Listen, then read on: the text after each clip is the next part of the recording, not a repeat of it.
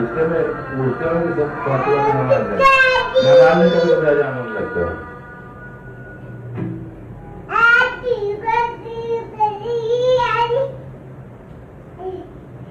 और जो कर रहा है ना उनमें अजान वगैरह जोर लगा के पढ़ते थे।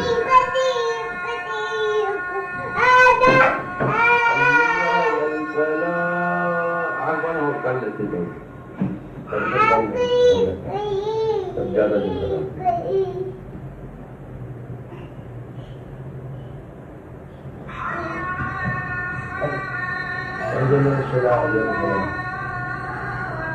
उधर